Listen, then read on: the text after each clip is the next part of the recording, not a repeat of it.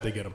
Find me a more dramatic foil of a 1-2 punch of picks that have just been made than Daniel Faalele versus Max Mitchell. Oh, no.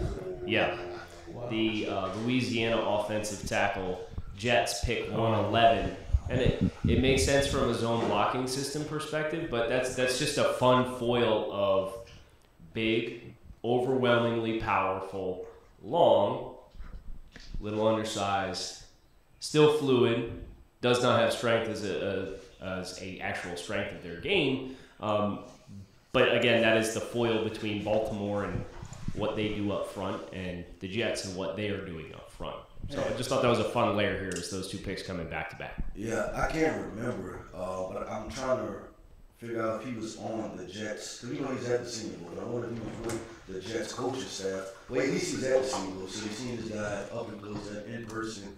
And maybe they feel comfortable with some of, Max Mitchell's flaws that they can coach it. And we all talk about them needing to tackle, right? Like I was a guy that consistently mocked the tackles to them in the first round, but, they didn't feel like that was a need. But they grabbed this guy, and let's talk about Max Mitchell positive, right?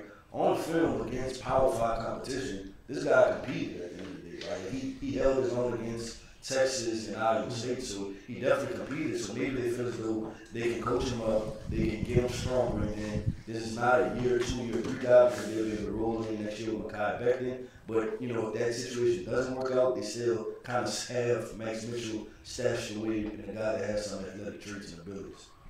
Well, it's never a bad thing to have a young, cost-controlled player at a position where you can have developmental depth. And I don't think the Jets are necessarily in a situation cap-wise where that is something that's going to be an overwhelming concern for you. But it does give them a nice little runway here to tap into the developmental appeal with Max Mitchell at a spot where I think there's some long-term concerns about the position. So it's at least interesting from that perspective. Yeah, a little bit of an insurance, right? We do have another pick, 112, Daniel Bellinger, tight end, to the New York Giants. I love this pick. So you love this pick. Yeah, I love this pick for the New York Giants. I said it, if I'm not mistaken, we were doing some production stuff yesterday. You said it yesterday. I was like, Ricky Seals-Jones is their starting tight end right now. I'm like, this is kind of concerning. And then we kind of got caught up in all the other needs that they had, and it was somewhat overlooked as a talking point. But now we're here in the 4th round. They picked a ton of players to this point.